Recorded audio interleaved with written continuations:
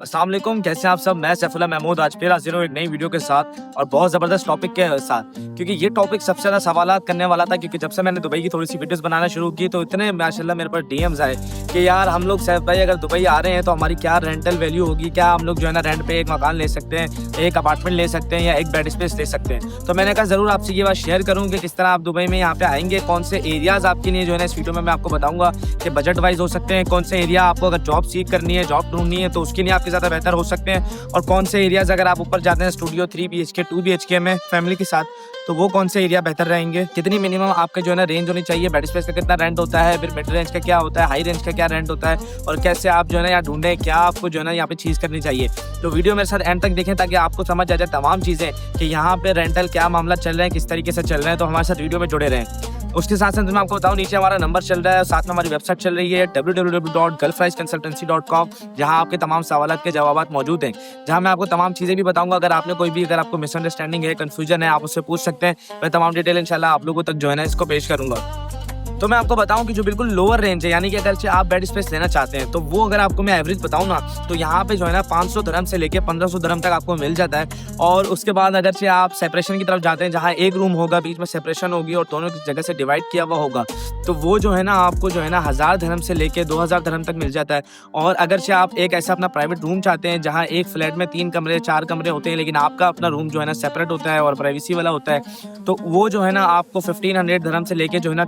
2500 दिरहम तक आपको हो जाता है, यानी 2500 दिरहम तक आपको वो चीज़ मिल जाती है। और अगर से आप जाते हैं स्टूडियो अपार्टमेंट की तरफ, तो स्टूडियो अपार्टमेंट जो है ना आपको मिल जाता है जिसमें आपका 2500 दिरहम से लेके आप 4000 दिरहम 3500 दिरहम तक अच्छी लोकेशंस पे ले सकते हैं। और अगर आप 1 BHK में जाते हैं तो 1 BHK में 3500 दिरहम से लेके 12000 दिरहम 8000 दिरहम 10,000 दिरहम तक कहानी चली जाती है। और इतना बड़ा फर्क बताने का मकसद ये था कि यहाँ पे जो है ना आपको मैं बताऊँ कि लोकेशंस बहुत मैटर करती है, और लोकेशन के लिए मैंने आपको इतना बड़ा गैप बता दिया है और एरिया का मैंने इतना बता दिया है कि यहाँ पे जो बिल्कुल अच्छी एरियाज हैं, लोकेशन है, वहाँ 10,000 12,000 पे भी जाता है 1 BHK, क्योंकि ज़्यादातर यहाँ फैमिली शिफ्ट होती है उसमें, तो वो उनको पता है कि हाँ यार ये इनसे हमने इतना करना है इस लोकेशन के लिए। और मिनिमम मैंने आपको बता दिया 3500। तो 2 BHK आप चले जाते हैं तो 6000 से लेकर 12,000 तक चले जाता है। 3 BHK चले जाते हैं तो वो 9,500 दिरहम 9,000 दिरहम से नीचे दुबई के अंदर कहीं भी नहीं है। तो अगर आप 3 BHK में आ रहे हैं तो वो तो आप फिर माइंड में अपने जहन में ये बात रखें कि आपने जो है ना 8,500 9,000 दिरहम से नीचे बात नहीं करनी, ऊपर ही जाना है। ये मैंने ये तमाम चीज़ें बताई। अब मैं आपको बताऊंगा कि एरियाज़ कौन सा आपके लिए बेहतर होना चाहिए। अच्छा, मैं इसमें आपको बताऊं कि जिस तरह अगर बिल्कुल आपको जो बजट रेंज में आ जाता है, जिसमें आपको ज़्यादा वो नहीं पड़ता, मैं अपने दोस्तों को यही बोलूँगा जो भी हमारे लोग आ रहे हैं जॉब ढूंढ रहे हैं उनके लिए यही है कि वो जो है ना अगर इन एरियाज़ में जाते हैं बहुत अच्छा रहता है। जैसे आपका बरदुबई हो गया, सोनापुर हो गया और इंटरनेशनल सिटी हो गया, ये तमाम एरिया जैसे हैं कि यहाँ पे आपको एक तो कम रेंट में आपको जगह मिल जाती है और उसके अलावा यहाँ से ऑफिस करीब होते हैं, आप जॉब आराम से ढूंढ सकते हैं। तो बताऊँ अगर आप बिल्कुल मिड रेंज पे आते हैं तो मिड रेंज पे आपके पास जो है ना डिस्कवर गार्डन आ जाता है, उसके बाद JVC आ जाता है या अलबर्शा आ जाता है। ये एरिया जैसे हैं कि यहाँ पे जो है ना अच्छी जगह पे बने हुए हैं, अच्छी तमाम चीज़ें हैं और आपको जो है ना ज़्यादा रेंज ज़्यादा हो जाती है आपकी, ना ज़्यादा बिल्कुल बजट लो हो जाता है। इसके अलावा अगर मैं आपके पास प्रीमियम पे जाऊँ तो प्रीमियम पे आपके पास डाउनटाउन है, मरीना है और इस तरह के बहुत सारे बेइंतहा यहाँ पे एरियाज़ हैं जो कि बहुत ज़्यादा प्रीमियम्स होते हैं। तो उसमें अगर आप जाना चाहते हैं तो बिल्कुल जा सकते हैं, लेकिन थोड़ा सा अपना बजट को ना थोड़ा सा फ्रेंडली करना पड़ेगा और फिर उस तरह से जो है ना अपना बिजनेस या काम जॉब वगैरह ढूंढनी पड़ेगी। तो ये तमाम चीज़ें थी जो मैंने आपको बताई। अब मैंने इसको बताया कि यार मैं अपने लोगों को क्यों बोलते जब जॉब ढूंढ रहे हैं तो यार ये इस तरह क्यों करें कि यार आप थोड़ा सा, जो लोग सुनने वाले यही बोलेंगे कि यार ये क्या बोल रहे हैं कि बेड स्पेस वगैरह पे। देखिए एक बात मैं आपको बताऊँ, जब आप बिल्कुल स्टार्ट में आते हैं ना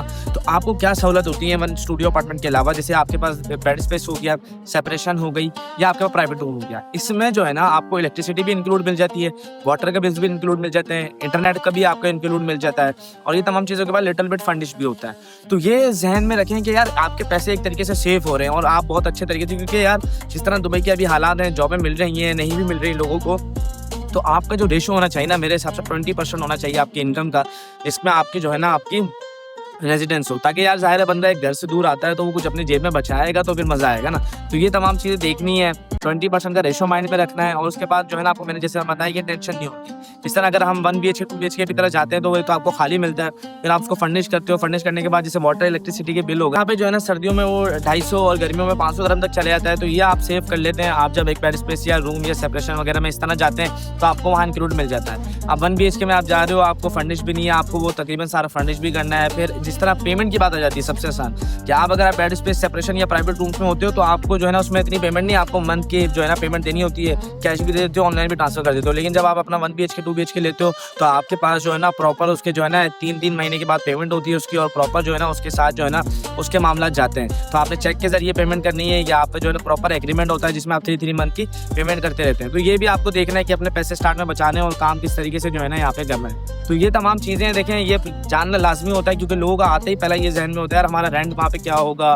तो वहाँ पे दुबई में किस तरह का रेंट चल रहा है, लोग किस क्या बातें करते हैं, कुछ क्या बातें करते हैं। तो ये भी अपने माइंड में रखनी होती है, ये तमाम चीज़ें अपने जहन में रखनी होती है ताकि इंसान जब किसी और कंट्री में जाए तो अपने बिल्कुल सेफ साइड के साथ और तमाम चीज़ों के साथ जाए। अपना बहुत सारा ख्याल रखें। इस तरह कोई भी अगर मालूमात और भी चाहिए नीचे नंबर पर भी रब्ता कर सकते हैं और नई वीडियोज़ के बारे में हमें टॉपिक जो है ना हमें कमेंट्स में बता सकते हैं। तो इंशाल्लाह फिर आप लोगों से मुलाकात होगी और हमारे चैनल को सब्सक्राइब करें, बेल आइकन के बटन को दबाएं ताकि इन्फॉर्मेटिव वीडियोस मैं आप लोग की खिदमत में पेश करता रहूं। बहुत बहुत शुक्रिया। इंशाल्लाह फिर मिलते हैं आपसे। अल्लाह हाफिज़।